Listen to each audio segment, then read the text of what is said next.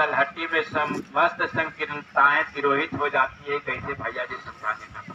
शिखर के तलहटी, शिखर मने सबसे ऊपर का छोर, तलहटी मने सबसे नीचे का छोर। सबसे ऊपर का छोर में कौन बैठा है? शिव, वह शिखर है।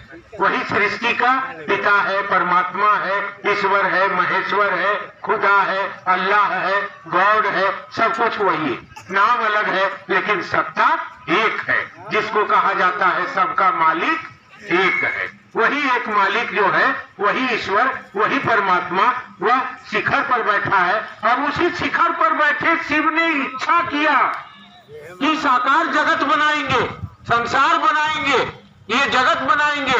अब उनकी इच्छा में परिणाम है, कहा ईश्वर की इच्छा में परिणाम है। जैसे उसने इच्छा किया कि ये साकार जगत बना। अब जब शिखर पर बैठा परमात्मा ईश्वर इच्छा करेगा तो कहाँ चलेगा? उससे ऊपर कुछ नहीं है तो चलेगा ना, इच्छा उसकी चलेगी ना। जब वो इच्छा किया है तो उसकी इच्छा चलेगी ना। कहा कि परमात्मा की इच्छा में परिणाम है, तो उसकी इच्छा शिखर से नीचे चली है। कहाँ पहुंची है? शिखर के तलहट्टी में। तलहट्टी क्या है? जहाँ सृष्टिकर्ता का भाव लिए शिव की शक्तियां बैठी, ब्रह्मानी, ब्रह्मा, वैष्णवी, विष्णु, रुद्रानी, महेश। ये तीन शक्तियां किसकी इच्छा से बैठी है? उसी परम पिता परमात्मा की इच्छा से, शिव की इच्छा से। तो वह शिव शिखर है। शिखर से इच्छा किया साकार जगत का निर्माण करेंगे। अब उस साकार जगत के निर्माण के लिए उनकी इच्छा चली है तो तलहट्टी में पहुंची है। तलहट्टी में पहुंची है। अब वहां से वह साकार जगत का निर्माण कर रहा है। 5 तत्व बन रहा है, उसमें आत्मा जा रही है, पेड़ पौधे बन रहे हैं, जलचर नवचर बन रहा है, अखज पिंडज बन रहा है, जलज बन रहा है। सब में जान आ रहा है, प्राण आ रहा है।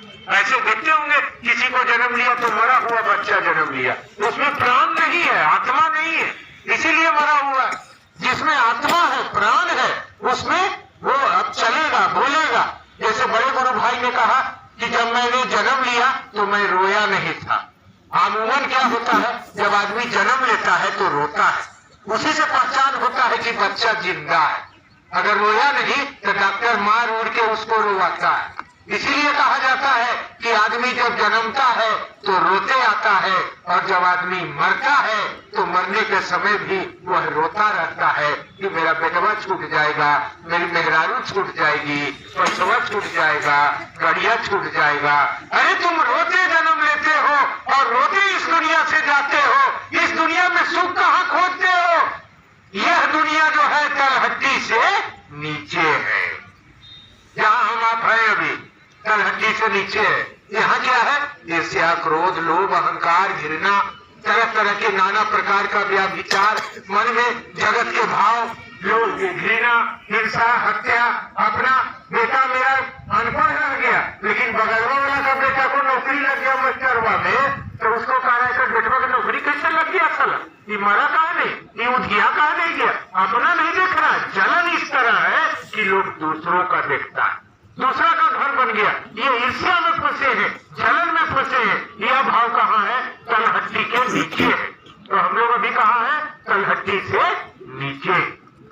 यहाँ जगत का भाव है, जीव भाव है, संसार के माया मोह है, सब कुछ है। जैसे व्यक्ति का मन संकीर्णता से ऊपर उठता है, जगत के भाव में रहिएगा तो संकीर्णता रहेगी। संकीर्णता मतलब यही जलन, ईर्ष्या, द्वेष, घृणा। अब शिखर के बैठे शिव के तलहट्टी में जैसे हमारा मन पहुंचेगा, तलहट्टी में क्या है? सबके लिए बराबर है, सबका मान बराबर है। ताकि वहाँ जब शरीर बनता है तो हिंदू और मुसलमान और सिख और ईसाई देख के नहीं बनता है, सबको एक नियम बना देता है। पेट से, माई के पेट से सब लोग एक नियम जन्म लेते हैं। वहाँ कोई हिंदू नहीं जन्मता, कोई मुसलमान नहीं जन्मता, सब आदमी जन्मता है, लड़का या लड़की। अब वहाँ उसको जन्मने के बाद उसका कुछ शरीर चमड़ा उमड़ा काट के तो उसको मुसलमान बनाया जाता है। किसी को पानी में नहा के ईसाई बनाया जाता है, किसी को पगड़ी पे नहा के सरदार बनाया जाता है। जन्मा एक रंग, आया धरती पर एक रंग, आत्मा सब में एक रंग। ये हट्टी कहा जाता है। वहां पर सबका भाव बराबर है, वहां कोई बड़ा और छोटा नहीं है, वहां कोई जात और धर्म नहीं है, वहां कोई ईर्ष्या क्रोध अमीर गरीब का भाव नहीं है। उस तलहटी में जैसे मेरा मन इस संकीर्णता से निकल कर पहुंचेगा, अब हमारा अंदर के तमाम संकीर्णता अपने आप तिरोहित हो जाएगी। तिरोहित होना मतलब जैसे कपूर रख दीजिए, और कपूर जो आरती में लगाते हैं, कपूर रख दीजिए और उसको जला दीजिए, जल गया कपूर, आरती कर लिए, उसके बाद अब खत्म हो गया आग, तब कपूर वह खोजिए, मिलेगा? जल गया, खत्म हो गया, वो मिलबो नहीं करेगा, समाप्त तो हो गया। वही है तिरोहित होना। तिरोहित का मतलब है बिल्कुल वापस नहीं आना। अब जब मेरा मन तलहट्टी में पहुंच जाएगा, जब अभी हम जगत के संकीर्णता में हैं, इसीलिए कभी धर्म जात देख के शिव चर्चा में भी देखते हैं, जात पात का भाव अभी तक आदमी का नहीं मरा है। तो कौन जात है जी? हम हरिजन है, ये बाभन है, मेरे साथ आए हैं सो राजपूत है, वो पासवान है। तो क्या करेंगे? बाभन बभना जोड़े चलेगा, राजपूतवा जोड़े चलेगा। माफ करिएगा, सच्चाई है निकल जा रही है मुंह से, गलत लगे तो क्षमा कर दीजिएगा। हम यादव है तो जगह में खोजेंगे, फलना भैया हम यादव ही हो, गुरु भाई प्रणाम करे। ससुराई का भी संकीर्णता में फंसा हुआ, कि जात धर्म में फंसा हुआ, कि महादेव में क्या जाएगा, महादेव का चेला क्या बनेगा, तो इसी में रह गया। इससे जब तक ऊपर नहीं उठेगा तब तक वो तलहट्टी में नहीं जा पाएगा। जाएगा मन, फंसा हुआ है मन, मुक्त होगा मन, शिष्य होगा मन, बंधन में है मन, बंधन मुक्त होगा मन, ये मन जाएगा, शरीर नहीं जाएगा। तब ये मन बंधन मुक्त होगा और इस बंधन से ऊपर उठेगा।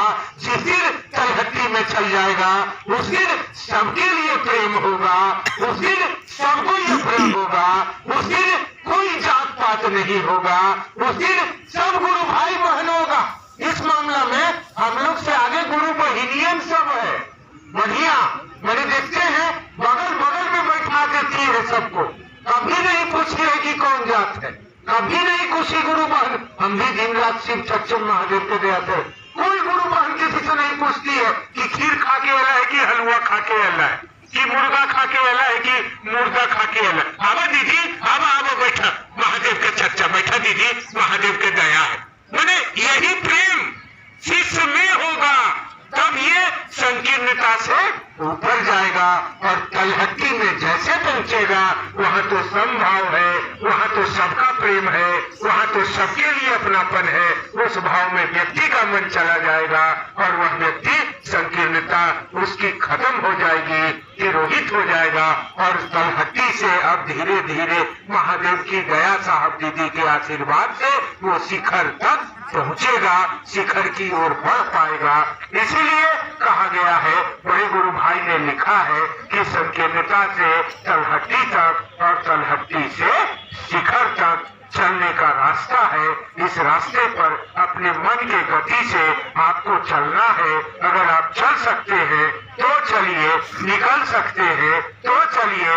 अगर चाहते हैं कि जिंदा रह जाए, मौत हमारा नहीं हो, महादेव का चेला मरता नहीं है, शरीर मरता है, महादेव के शिष्य नहीं मरते हैं। अगर चाहते हैं कि जिंदा निकल चले तो यह आपको अपने मन में महादेव की दया से शिष्य भाव को संग्रहित करना होगा। मन में कोई गुरु भाई गुरु बहन बनकर आकर मेरे मन में ईर्ष्या जलन द्वेष मत डाल दे, इसका ख्याल रखना होगा। अपने अंदर शिष्य भाव धारित करने का भाव रखना होगा। मेरा मन महादेव को अपना समझे, इस दिशा में हमको प्रयास करना होगा। जैसे चलेंगे जगत खींचेगा और जगत से जैसे आप वापस होंगे महादेव की ओर अपने मन को रखकर उनसे दया मांगकर इस दिशा में बढ़ना होगा।